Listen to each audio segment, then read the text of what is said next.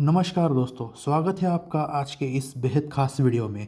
आज हम एक ऐसे विषय पर चर्चा करने जा रहे हैं जिसके बारे में बहुत कम लोग जानते हैं, लेकिन भारतीय नागरिक को इसकी जानकारी होनी ज़रूरी है। आपने राष्ट्रपति का नाम तो ज़रूर सुना होगा। भारत के राष्ट्रपति को हम देश का सर्वोच्च संवैधानिक पद मानते हैं। राष्ट्रपति ही भारत के राष्ट्र प्रमुख होते हैं, सेना के सर्वोच्च सेनापति होते हैं और संसद का अभिन्न हिस्सा भी। लेकिन दोस्तों, क्या आपने कभी सोचा है कि अगर राष्ट्रपति कोई गलती करे, संविधान का उल्लंघन करे, तो उन्हें उनके पद से कैसे हटाया जाता है? क्या क्या जनता उन्हें हटा सकती है? क्या संसद उन्हें हटा सकती है, या कोई और तरीका है? यही पूरी प्रक्रिया हम विस्तार से समझेंगे। सबसे पहले समझते हैं राष्ट्रपति कौन है। हमारे देश का संविधान राष्ट्रपति को बहुत ही ऊंचा स्थान देता है। वे केवल नाम मात्र के प्रमुख नहीं होते, बल्कि संविधान की शपथ लेकर उसके संरक्षक बनते हैं।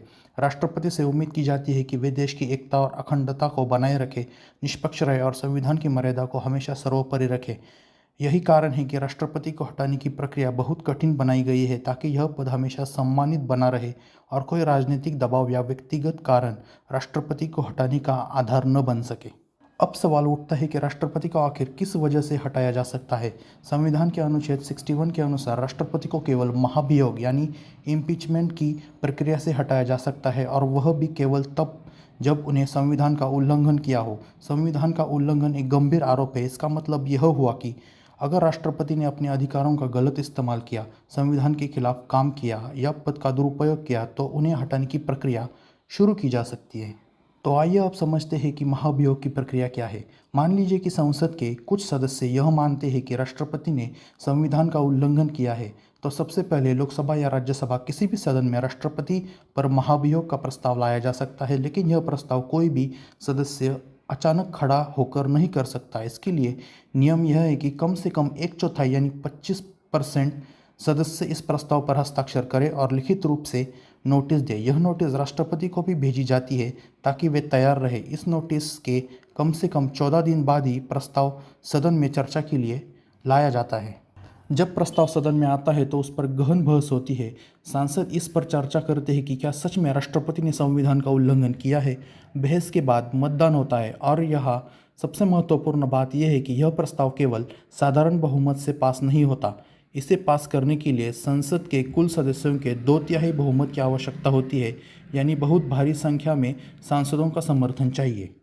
अगर पहला सदन, मान लीजिए लोकसभा, यह प्रस्ताव पास कर देता है, तो मामला राज्यसभा में जाता है। राज्यसभा में राष्ट्रपति के खिलाफ लगाए गए आरोपों की जांच होती है। राष्ट्रपति को भी पूरा अधिकार है कि वे अपना पक्ष रखे। वे चाहे तो अपने वकील के जरिए या खुद व्यक्तिगत रूप से सदन के सामने आकर अपनी बात रख सकते हैं। इसके बाद राज्यसभा भी इस प्रस्ताव पर बहस और वोटिंग करती है। अगर राज्यसभा भी 2/3 बहुमत से इसे पास कर देती है, तो राष्ट्रपति को पद से हटाया जा सकता है। इसका मतलब यह है कि महाभियोग तभी सफल होता है जब दोनों सदन यानी लोकसभा और राज्यसभा दोनों जगह से 2/3 बहुमत से प्रस्ताव पास हो। अब सोचिए, यह कितना कठिन काम है। हमारी संसद में इतने बड़े स्तर पर सहमति बनाना आसान नहीं होता। यही कारण है कि आज तक भारत में किसी भी राष्ट्रपति को महाभियोग के जरिए नहीं हटाया गया। हाँ, एक बार 1974 में फखरुद्दीन अली अहमद और 1990 के दशक में राष्ट्रपति KR नारायण के खिलाफ महाभियोग की बातें जरूर उठी, लेकिन वे प्रक्रिया पूरी नहीं हो पाई। अब यह सवाल भी आता है कि राष्ट्रपति को हटाना इतना मुश्किल क्यों बनाया गया। इसका कारण यह है कि राष्ट्रपति का पद दलगत राजनीति से ऊपर होता है। वे पूरे देश का प्रतिनिधित्व करते हैं, न कि किसी पार्टी या राज्य का। अगर राष्ट्रपति को आसानी से हटाया जा सकता, तो हर सरकार अपने मन मुताबिक राष्ट्रपति बदल देती। इससे इस पद की गरिमा समाप्त हो जाती। इसलिए संविधान निर्माताओं ने इसे कठिन बनाया। अंत में दोस्तों, हम यह कह सकते हैं कि राष्ट्रपति को हटाना आसान नहीं है और होना भी नहीं चाहिए। यह पद केवल व्यक्ति का नहीं, बल्कि पूरे संविधान और लोकतंत्र की गरिमा का प्रतीक है।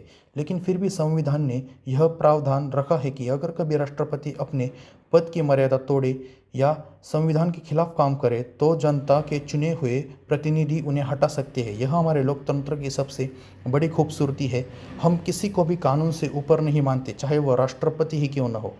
तो दोस्तों, उम्मीद है कि आपको यह जानकारीपूर्ण चर्चा पसंद आई होगी। अगर आपको यह वीडियो अच्छा लगा तो इसे लाइक और शेयर ज़रूर करें, ताकि ज़्यादा से ज़्यादा लोग समझ सके कि भारत के राष्ट्रपति को उनके पद से हटाने की प्रक्रिया क्या है। और हाँ, अगर आपने अभी तक चैनल को सब्सक्राइब नहीं किया है तो तुरंत कर दीजिए, ताकि ऐसे ही वीडियोज़ हम लाते रहें।